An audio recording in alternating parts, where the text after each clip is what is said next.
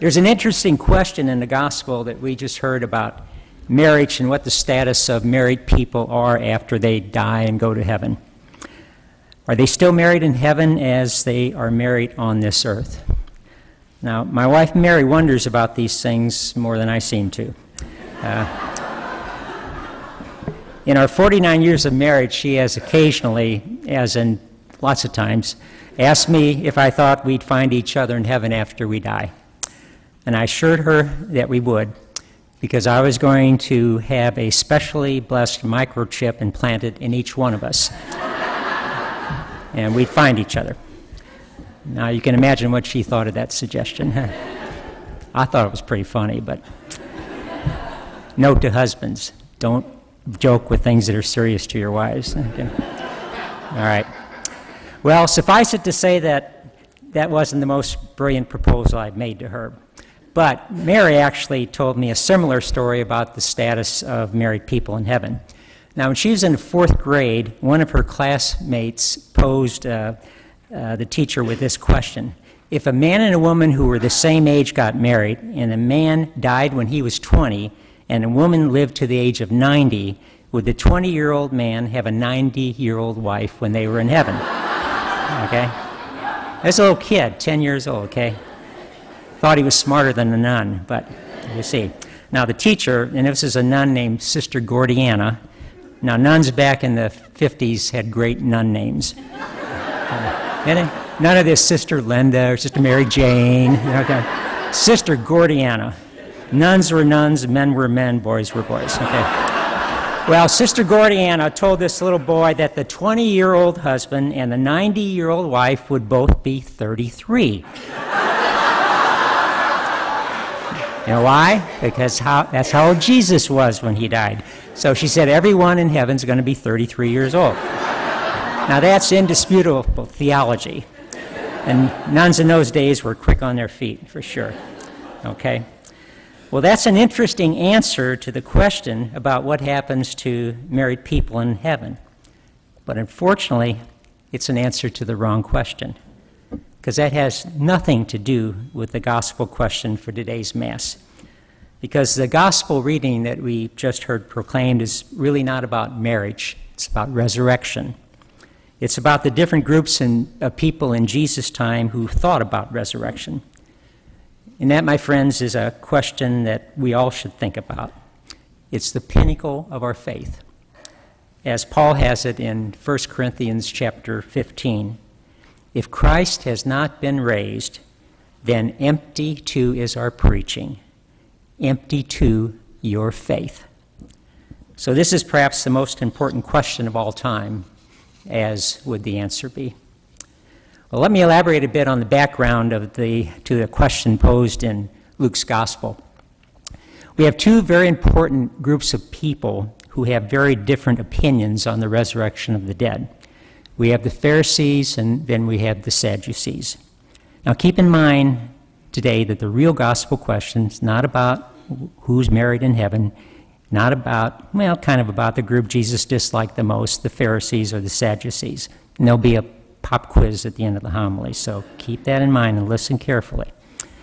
Well, while the gospel question's about these two groups in ancient Israel, keep in mind that the real focus here, as I said, is not on marriage. It's about resurrection, at least as far as Jesus was concerned. Now back to the Pharisees and the Sadducees. I think most of us know about the Pharisees. Jesus was often at odds with them because of their legalism. It wasn't that Jesus was against rules. He had enough sense to know that rules are necessary and good if they are properly designed and properly implemented. And I think most of us here would agree to that, I think. Those of us who drove our cars to Mass today would appreciate what we call the rules of the road. It's a good thing that we know which side of the street to drive on, what to do when the traffic lights turn red, green, or yellow. And we appreciate that there's agreed upon time to start Mass here on Sunday, more or less. Okay. Otherwise, we just have to show up at some point and hope that Father Gary was out of bed and that the choir all gathered here by some strange coincidence at the same. So the Pharisees, really good with rules and laws. They scrupulously observed the 613 laws of the Torah, the Pentateuch, the first 5 books of the Bible, as well as the myriad of rules that came from the oral and written interpretation of those 613 laws.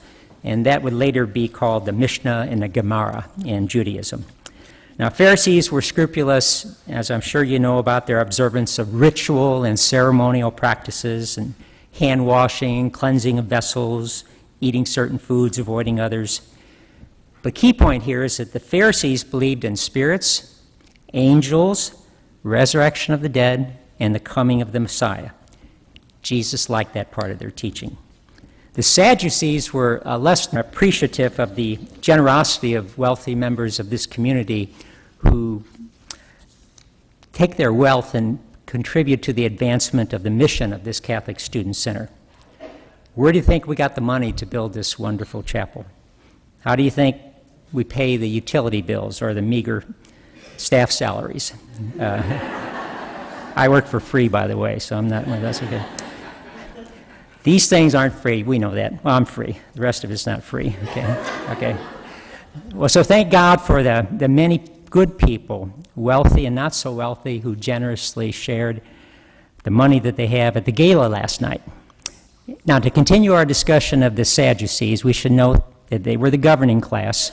Nearly all the priests and all the aristocrats at the time were Sadducees, and they were collaborators with the Roman occupiers. Now, unlike the Pharisees, Sadducees did not believe in spirits, did not believe in angels, did not believe in the resurrection of the dead, did not believe in the coming of the Messiah. Jesus didn't like that. So back to the gospel passage today. The Sadducees were playing a mind game with Jesus, and they're questioning him about who's married to whom in heaven in that preposterous story that they posed about the woman who marries 7 brothers who were obviously not good judges of a future wife. They all died after they married her. Okay. So Jesus threw a zinger in to his answer, if you listen carefully to it, okay? He threw this zinger at them with the answer that on the surface would imply that there's no marriage in heaven because everybody's going to be like angels. Remember, Sadducees, they didn't believe in angels, so he kind of got them there. But the real focus in this interchange, as told in the gospel, was about the Sadducees' lack of belief in resurrection. The whole marriage thing was just part of what they thought was a pretty good trick question designed to discredit and embarrass Jesus. And the key part of Jesus' response to these words were, quote, "They are the children of God because they are the ones who will rise." See, that's what he answered. Jesus concludes by messing with their minds when he said, and this is a quote, that the dead will rise, even Moses. Remember, Sadducees believed in the first 5 books of the Bible attributed to Moses. The dead will rise, even Moses made known in the passage about the bush when he called out, "Lord, the God of Abraham, the God of Isaac, and the God of Jacob. And he is not God of the dead, but God of the living, for to him all are alive." What a great debater Jesus would have made. So it's the resurrection of the dead that was important to Jesus, not some silly, meaningless argument about marriage in heaven or how many angels can sit on the head of a pin. And perhaps it would be wise for all of us to learn something from this lesson. How many times do we Christians, including we Catholics, argue about things as though they were central to our salvation? How many stupid questions do we have about things that are so trivial when we argue about dogma or ritual? Why is it that we don't concern ourselves with what really matters, such as the fact that we live a life in a suffering, messy world with messed up people, but it's all going to culminate in the resurrection from the dead to a new and glorious life? That's what mattered to Jesus, and that's what should matter to us. So the gospel question I posed today was, who do you think that Jesus disliked the most? The Pharisees or the Sadducees? How many think the Pharisees? How many think the Sadducees? How many don't think? That's the majority. That's the problem. Well, You who don't think or didn't answer, you got it right, because you know that it's a trick question posed in the spirit of the trick question asked of Jesus in this gospel passage. It's a trick question because Jesus really didn't dislike the Pharisees or the Sadducees. Did he dislike their teaching or their philosophies? Of course he did. He did not like the heavy burden that the Pharisees laid on the shoulders of the common folk, mostly those people who were just trying to get along, and they wanted them to observe every minute law and regulation, put a heavy burden on them. Jesus didn't like the oppression of the poor by the privileged class Sadducees either. That was very clear. So once again, Jesus was not opposed to rules, laws, and order, as long as they benefited all the people, not just the privileged few. He wasn't necessarily against wealth unless the wealthy oppressed and exploited the poor. Now, we could take this to heart in our day and age, particularly in this contentious election season, in which rules and laws are hotly debated by both sides. Same with national wealth and how it should be used. Which side are you on seems to be the battle cry. Now, can you imagine Jesus taking part in one of our presidential debates? He gets a trick question designed to make someone lose so someone can win, someone look stupid so someone can look smart. He'd probably do the same thing. He'd not answer the trick question directly, but he'd go off on a tangent, like the resurrection of the dead, life without end, the goodness and mercy of God who loves all. Well, the final point about the gospel question, who do you think that Jesus disliked the most, the Pharisees or the Sadducees, is this. Jesus dislikes no one.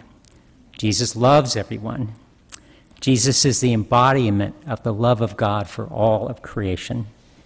So it's all about the resurrection, all about the resurrection, and Jesus wants all to participate in the resurrection, including the Pharisees. I hope that's not a shock or a surprise to anyone, but Jesus does desire that all be saved and enjoy the fruits of the resurrection, which is eternal union with God who is love itself. So in the final analysis, it's all that really matters.